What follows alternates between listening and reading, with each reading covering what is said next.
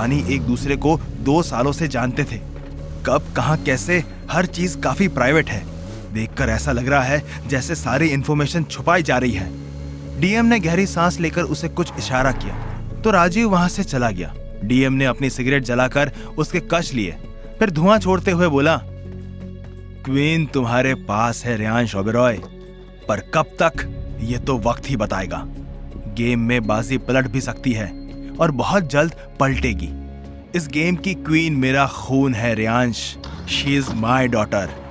कब तक रहेगी वो तुम्हारे साथ, लेट्स सी। ये बोलते हुए डीएम के फेस पर डेविल स्माइल आ गई। रात के वक्त बानी बेड पर लेटी हुई कुछ सोच रही थी। तभी रियांश वॉशरूम से बाहर आया और एक झटके से बानी के ऊपर आ गया। बानी चिढ़ते हुए बोली, नॉट अगेन। रियांश बानी का गाल सहलाते हुए बोला, वाई वाइफी, आज का दिन अभी खत्म नहीं हुआ है। बानी लाचारी से बोली, मैं थक गई हूँ, अब और नहीं। तुम सुबह से मुझे परेशान कर रहे हो।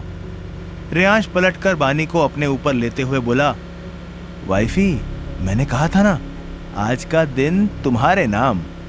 बानी रियांश के सीने पर सर रखकर बोली, दिन खत्म हो गया है और अब रात हो चुकी है। अब मैं थक चुकी हूँ। यह सुनकर रियांश कुछ नहीं बोला, वो बस बानी का सर सहला रहा था। कुछ देर बाद उसने बानी का चेहरा देखा तो बानी सो चुकी थी। उसने बानी को और कसकर पकड़ लिया और खुद भी सो गया। नेक्स्ट मॉर्निंग बानी की आंखें खुली तो उसने खुद को रियांश के ऊपर पाया। वो रियांश का हाथ अपनी कमर से हटाने की कोशिश करने लगी, पर उसकी पकड़ बहुत मजबूत थी। बानी चिढ़ते हुए बोली, ये नींद में भी मुझे नहीं छोड़ता।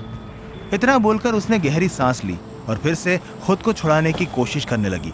काफी मशक्कत के बाद वो रियांश से फ्री हो गई। फिर बेड से उठकर लंबी सांस लेते हुए बोली, ये तो ऐसे पकड़ता है जैसे मैं कहीं भाग जाऊंगी।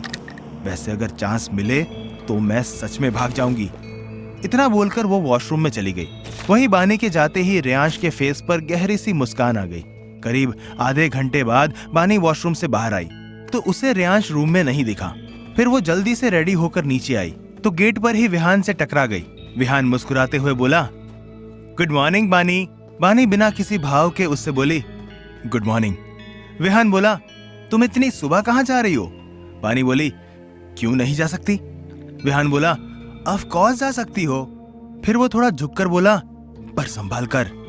ये सुनते ही बानी विहान को देखने लगी। विहान पीछे होकर मुस्कुराते हुए बोला, मतलब बाहर खतरा है ना, तो संभल कर, पता नहीं कब क्या हो जाए। इतना बोलकर विहान अंदर चला गया। वहीं बानी उसको जाते हुए देखकर बोली, क्या मतलब था इसका? ये अपनी बातों में कुछ और बताने की कोशिश कर रहा था, या मैं ही कुछ ज्यादा सोच रही हूँ? फिर वो अपना सर झटक कर कबीर के कॉटेज के लिए निकल गई। दूसरी तरफ प्रदीप और शलाका के रूम में शलाका प्रदीप को देखते हुए बोली, मुझे तुमसे एक बात पूछनी है। प्रदीप ब्लेजर पहनते हुए उससे बोला, पूछो। शलाका बोली, तुमने रियांश को बानी से शादी क्यों करने दिया?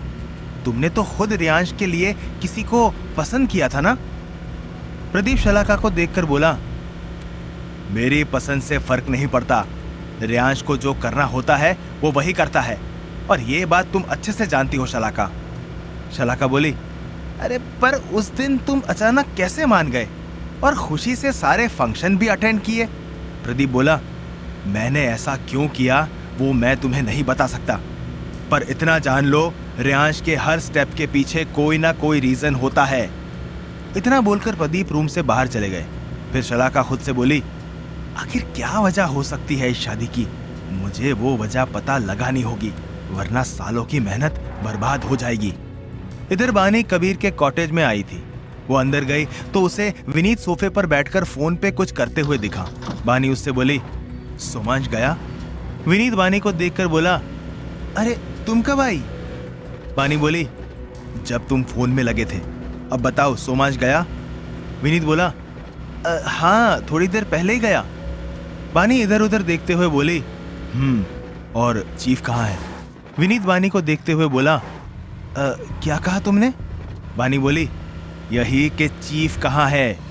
बानी ने बोलते हुए चीफ शब्द पर जोर दिया। तभी पीछे से आवाज आई, मैं यहाँ हूँ। उसने पीछे मुड़कर देखा तो गेट पर कबीर खड़ा था। बानी ने उसको देखकर नजरें फेर ली। कबीर अंदर आकर सोफे पर बैठ गया। तभी विनीत कबीर से बोला, रिपोर्ट कर दिया हेडक्वार्टर में?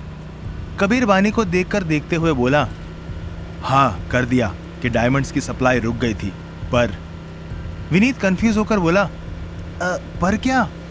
कबीर बानी को देखते हुए बोला, वो तो बानी बताएगी। कबीर की बात सुनकर बानी उसको देखने लगी। कबीर की आवाज में गुस्सा उसे साफ महसूस हो रहा था। फिर वो सोफे पर बैठकर विनीत को देखते हुए बोली, डायमंड्स की सप्लाई रुकी थी, पर ड्रग्स इंडिया आ चुका है। विनीत हैरानी से बोला, व्हाट? बानी गहरी सांस लेकर बोली, हाँ, अब पता नहीं क्या होगा। कबीर बानी को घूरते हुए बोला, ये बात तुमने पहले क्यों नहीं बताई?